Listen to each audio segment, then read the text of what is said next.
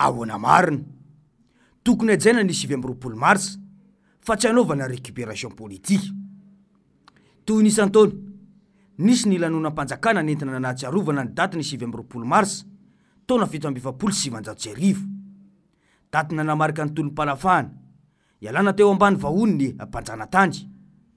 Nitarika izany tetsy amin'ny fasany mahery fo ny filoham-pirenena, nametraka fehezam-boninkazo ary nanolotra fanomezana ho an'ireo bekotro marolatra akangasisana namborana tamin'izany.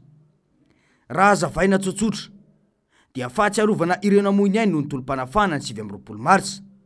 Ny hoe fahatsiarovana na commémoration indrindra fa noho ny rahalatsaka dia heverina ho andro fisaintsainana lalina fa tsy andro firavoravonana na fitsangatsanganana. Ary izany indrindra no isan'ny antony andrarana ny fivarotana zava-pisotro misy alcool mandritra eo andro io. Fa namariana mila tsy ahivina iny fa tano nilazany Rajoelina fa ny andro ny 7 mars dia andro lehibe manan-tantara ahatsiarovantsika ny tolom-panafahana.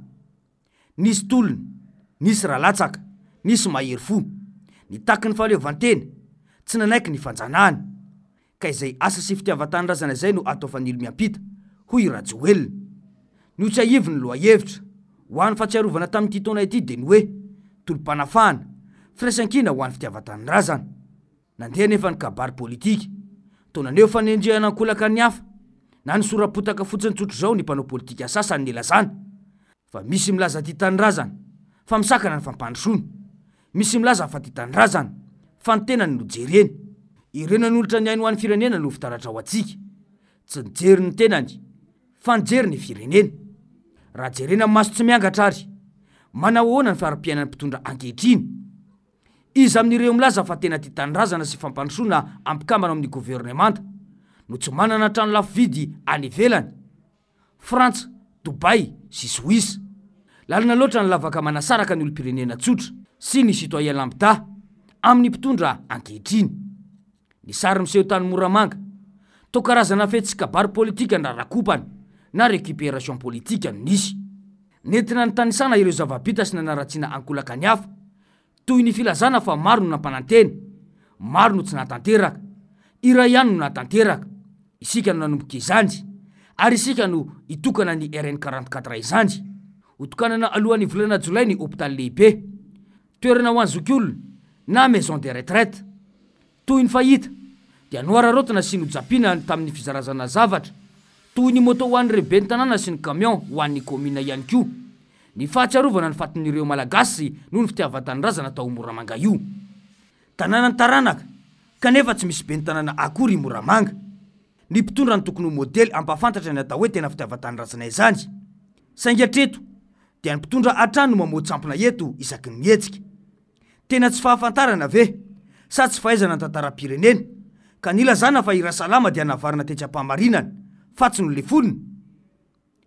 Raha izao zava-misy izao no mitohy dia ho very ilay tantara sy ny tena zava-misy marina eto amin'ity firenena ity ho an'ireo taranaka aty afara.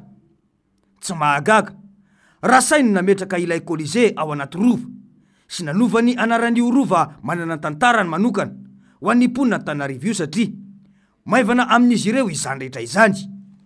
Tena hoe anova tantara tokoa raha ireto mpitondra ireto satria hatramin'ny fahatsiarovana ny tolom-panafahana, anaovana récupération politique sy anaovana kabary politika izay tena tsy misy ifandraisany amin'ilay andro sy ny tantarany.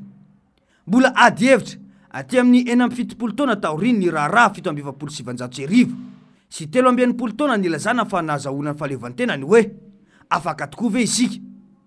Ny fahaleovantena dia mety ho azo kirakiraina ny amin'ny hoe fahaleovantena ara-tany, ara-toekarena, ara-pitantanana ary heverina fa mifototra amin'io ny resaka fiandranam-pirenena na souveraineté. Ny zava-misy aloha dia mbola misy ampahantanitsika no giazan'ny la Frantsa ary nivadika ho velorany politika aza ny famerenana azy dia ireo nosy miparitaka na ny Îles Éparses. Ara-politika mbola manana fifamatorana betsaka i Madagasikara sy la Frantsa ary matetika aza mbola resaina amin'ny politika ny hoe sarotra ny atongavana ho filoham-pirenena eto raha tsy mahatsodrano ny Quai d'Orsay. Heverina fa midika zavatra be ho an'ny fifandraisan'ny tany rotonta ny ahatongavany ministrin-draharaha mbahiny frantsay Catherine Colonna mialohan'ny fifidianana. Ny 20 marsa tsy hoe ny 1770 andry no tokony ho tsarony fa ireo mahery fo tamin'ny tolom-panafahana rehetra. Zava-dehibe ny fahafantarany malagasy izany hoe misy ireo olana mony tena maty mba azahoana ny firenena ankehitriny. Tokony ho tsapany tanora sy ny olom-pirenena tsirairay mba hijoroany hoe sarobidy ny firenena.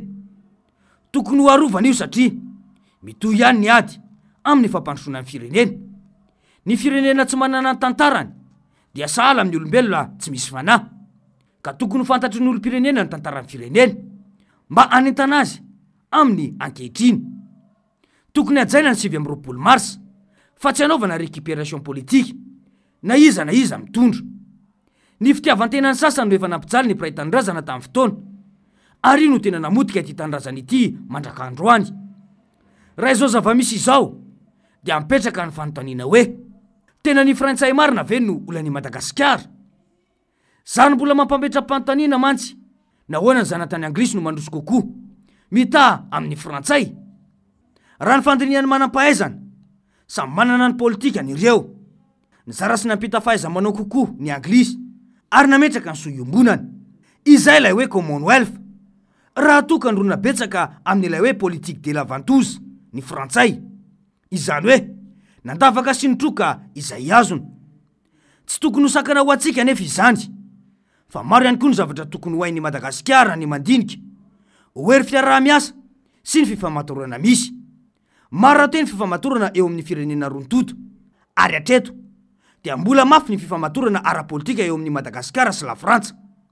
Ara-toekarena, mbola ity firenena ity no mpiara-miombonantoka amin'ny fifanakalozana ara-barotra amin'ny Madagasikara.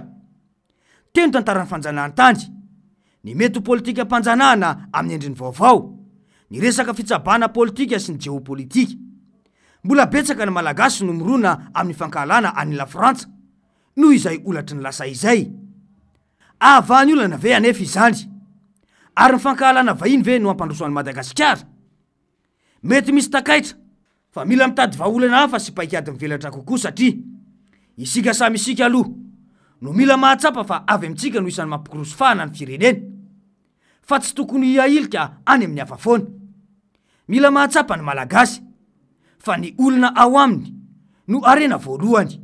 Ireo no mila miombona, mitiny tandrazana ahafahantsika malalany hoe aiza marina isika sy ny tanitsika ary ahoana no ampandrosoana azy, fa tsy lany andro mifanipaka lava eto. Raha mbola miseho azy ho mpitondra kanefa tsy mahalala akory ny tantarany, tsy mahafantatra akory hoe avy aiza isika ka ho aiza isika, dia mpitondra tsy tia fampandrosoana fa mpitondra sary varaina fotsiny. Fa ahoana marina e!